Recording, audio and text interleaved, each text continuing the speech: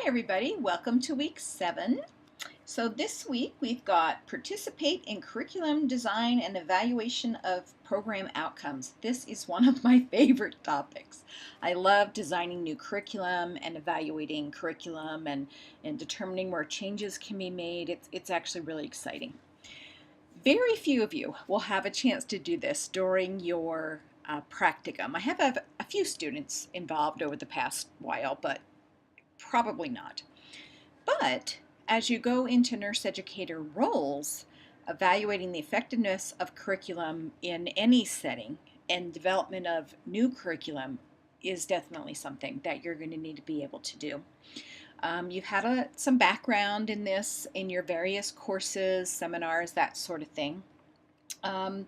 There's some things that I want to talk about related to that. I tend to follow TABA's curriculum development method, and I'm attaching a little thing about TABA, and it's just needing to be organized about what you set out to accomplish.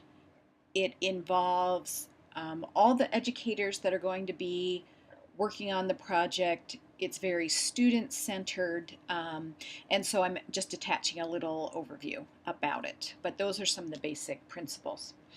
I'm also attaching several things. So when we add new things to curriculum, and this happens an awful lot, there's good ways and not so good ways to go about doing that.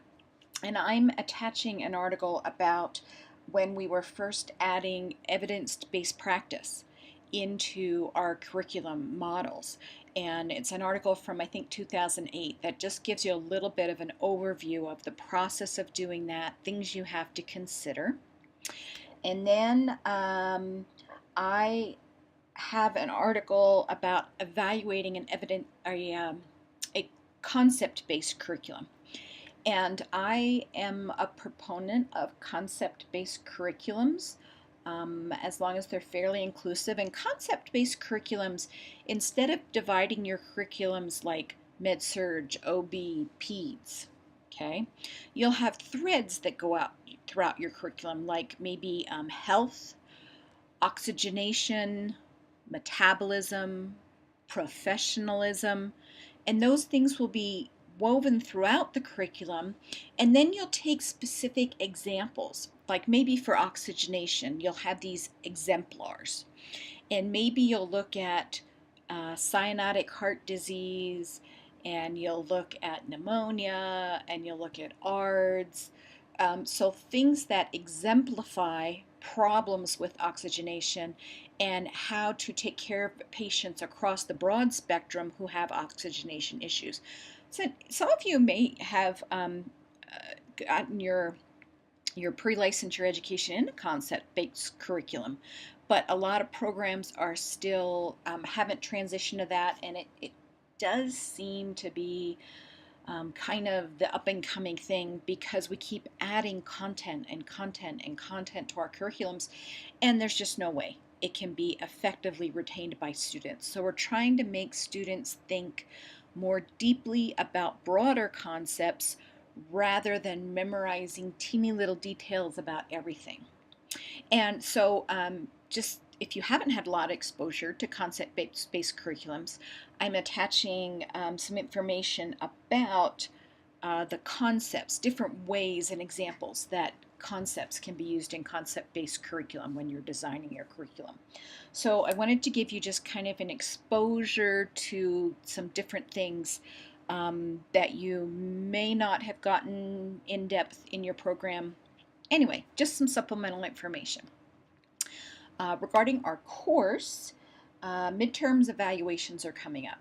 So if you have accomplished about half of your hours, about half of your length of time that you're going to be with your preceptor, great.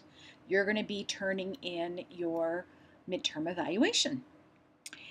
If you maybe did not start your practicum right away, or maybe you took your 3-month GCU or 3-week GCU orientation course before starting your midterm evaluation, then you're not going to turn in your midterm eval until you're about halfway through your hours, okay? Because I know if your preceptor's only been with you for a couple weeks, that's probably not going to cut it to be able to do a midterm evaluation.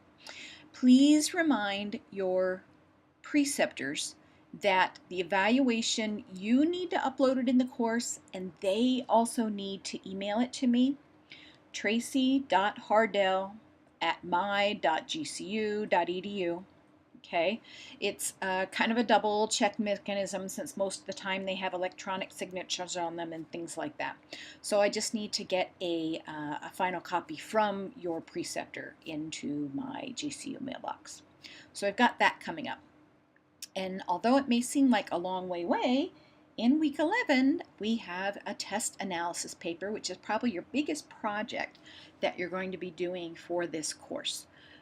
This is a big one when you're going to be writing a 25 question quiz or exam, and you're going to be administering it to 10 peers, not nursing students, peers.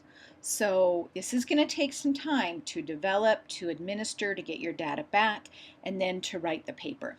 So I strongly encourage you to look at the assignment for week 11 test analysis. You really need to be starting on that now. Okay, I think that's some initial thoughts about our topics for this week and about some of the things coming up in the course. I hope you have a chance to look over some of the materials that I attached. I think you'll find them interesting, but see what you can do. I know everybody's busy. And I look forward to hearing your thoughts and learning about your experiences in the main forum. See you there.